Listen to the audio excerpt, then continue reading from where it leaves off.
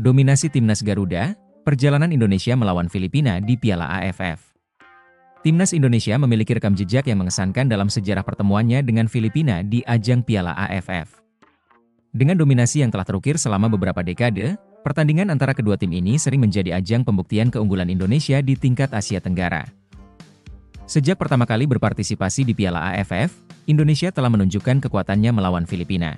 Dari total 29 pertandingan, Indonesia memenangkan 24 laga, hanya 4 kali imbang, dan satu-satunya kekalahan terjadi di luar ekspektasi pada beberapa tahun terakhir. Salah satu kemenangan terbesar Indonesia terjadi pada edisi Piala AFF 2002, di mana Garuda menghajar Filipina dengan skor telak 13-1, sebuah catatan yang masih dikenang hingga kini. Ada banyak momen ikonik dalam sejarah pertemuan kedua negara ini. Salah satu yang paling diingat adalah pada Piala AFF 2010. Filipina, yang saat itu sedang bangkit dengan generasi pemain naturalisasi, memberikan perlawanan sengit. Namun, gol spektakuler Firman Utina memastikan Indonesia tetap berjaya di pertandingan tersebut. Di sisi lain, pertandingan pada edisi 2018 berakhir imbang 0-0, menunjukkan bahwa Filipina mulai menjadi lawan yang lebih tangguh. Namun, dalam pertemuan terbaru pada tahun 2024, Indonesia kembali menunjukkan kelasnya dengan 2 kemenangan beruntun di fase grup dan semifinal, masing-masing dengan skor 2-0. Keunggulan Indonesia atas Filipina tak lepas dari kekuatan kolektif tim dan dukungan pemain-pemain lokal berbakat. Strategi pelatih dan semangat Garuda yang tak pernah padam menjadi faktor penting dalam dominasi ini.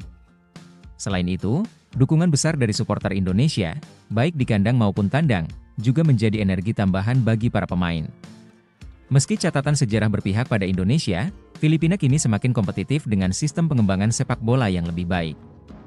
Beberapa pemain mereka yang berlaga di liga-liga internasional membawa pengalaman berharga.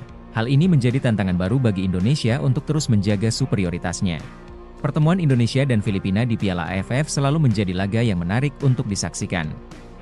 Dengan catatan sejarah yang mendominasi, Garuda tetap menjadi mimpi buruk bagi The Ascals.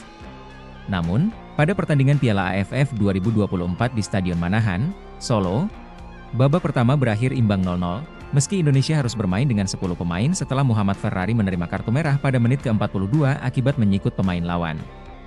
Di babak kedua, Filipina memanfaatkan keunggulan jumlah pemain dan mencetak gol melalui penalti Christensen, setelah bola mengenai tangan Doni Tri Pamungkas di kotak penalti. Pertandingan berakhir dengan kemenangan Filipina 1-0 atas Indonesia. Jelas ini adalah kekalahan yang menyakitkan bagi timnas. Atau Filipina akan menjadi ancaman yang semakin nyata di masa depan?